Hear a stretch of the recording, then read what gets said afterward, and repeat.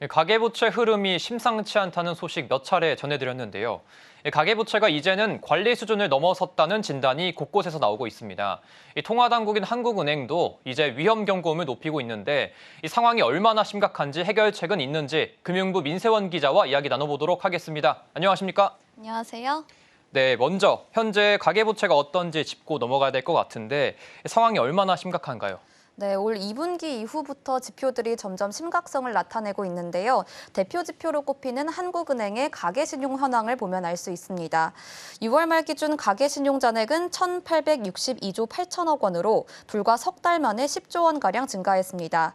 2021년 4분기 이후 가장 큰 증가율을 보인 건데요. 2020년까지 1,600조 원대였던 가계부채가 불과 1년 만인 2021년에 처음으로 1,800조 원을 돌파했고 상승세가 더 가팔라지고 있는 겁니다. 문제는 수차례 금리 인상에도 이 증가세가 꺾일 기미가 안 보이고 있다는 겁니다. 은행권으로만 범위를 좁혀봐도 같은 시점 은행권 가계대출 잔액은 1,062조 3천억 원으로 사상 최대치를 찍었습니다. 글로벌 지표는 더 심각한데요. 경제협력개발기구 OECD 가입 32개국 가운데 올 1분기 GDP 대비 가계부채 비율 1위는 바로 우리나라였습니다. 우리나라는 해당 비율이 102.2%로 100%를 넘어섰는데요. 100%를 넘어선 나라는 우리나라가 유일했습니다. 즉 국가 경제 측면으로 봐도 가계부채가 과도하다는 해석이 가능합니다. 네, 보통 금리가 오르게 되면은 가계부채 증가세가 멈추거나 좀 주춤하게 되는데 그런데도 지금 오히려 부채 증가가 좀 빨라지고 있다는 건데 이게 어떻게 된 일인가요? 네, 결과적으로 말씀드리면 주택담보대출이 늘어난 빚의 주범이었습니다. 우리나라 가계대출 중에서 주담대의 비중은 무려 76%인데요.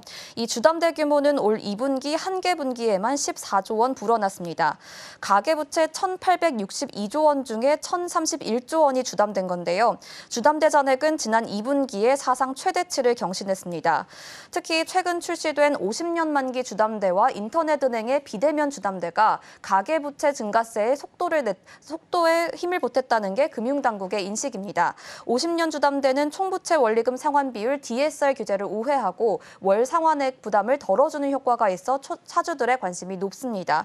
실제로 5대 은행은 지난 21일까지 약 한 달 만에 관련 상품을 2조 4,945억 원 판매했습니다. 또 인뱅의 주담대 잔액도 상반기에만 5조 원이 넘게 늘어났는데요. 이런 상황 때문에 금융당국은 이들을 대출 급증 원인으로 지목하고 50년 주담대 대출 규제를 강화하는 한편 인뱅들의 대출 심사 절차를 들여다보기로 한 상황입니다. 이런 분위기 속에서 은행들도 50년 주담대 취급을 잠정 중단하고 있고 인뱅들도 낮았던 대출 금리를 올리는 등 몸살이기에 나서고 있습니다. 네, 말씀 들어보니까 이렇게 가계부채를 판 은행들도 이 주담대를 판 은행들도 할 말이 좀 많을 것 같은데 현재 상황이 좀 어떻습니까? 네, 대다수 은행들에서는 억울하다는 입장을 내놓고 있습니다. 지금 집중 공격을 받고 있는 50년 주담대는 사실 차주 부담을 완화하라는 금융당국의 가이드라인이었는데요. 예상보다 대출 규모가 커지면서 부메랑으로 돌아온 겁니다. 또 올 초만 해도 은행들에게 대출 금리나 서민금융 상품 출시 등 상생금융을 강조했던 것과 정반대인 모습인데요. 정책의 일관성이 떨어진다는 지적이 나오는 대목입니다. 네, 앞으로 집값 전망도 나쁘지 않게 되면서 조만간 부동산 시장이 조금 회복될 것으로 보이고 있는데 그럼 이 가계부채는 계속 늘어날 공산이 클 것 같은데 해결 방안이 좀 있을까요? 네, 현재로서는 뾰족한 해결책은 좀 없어 보입니다. 다만 급한 불을 꺼야 한다면 부동산으로 쏠리는 대출 규모를 줄여야 한다는 게 전문가들의 공통된 시각인데요. 주담대는 이미 가계부채 비율의 절반을 넘어섰는데 소비와 투자로 흘러들어가야 할 자본이 부동산에 몰리면서 필요한 곳에 자본이 제때 돌아가지 않는다는 겁니다. 이창용 한은 총재는 오늘 금통위 직후 간담회에서 가계부채가 오르면 우리나라 성장 잠재력을 크게 저해할 우려가 있고 이미 그렇다고 지적했습니다. 가계부채가 누증되면 경제 성장률 저하, 물가 상승, 소비 투자 부진 등 다양한 부작용이 예상되는 만큼 과감한 금리 인상으로 대처해야 한다는 의견도 나옵니다. 전문가 의견 들어보겠습니다. 가계부채를 금리를 계속 올리면 당연히 터지죠. 근데 터져야 될 거를 지금 계속 막고 있는 거거든요. 그게 이제 뇌관으로 될 수가 있어요.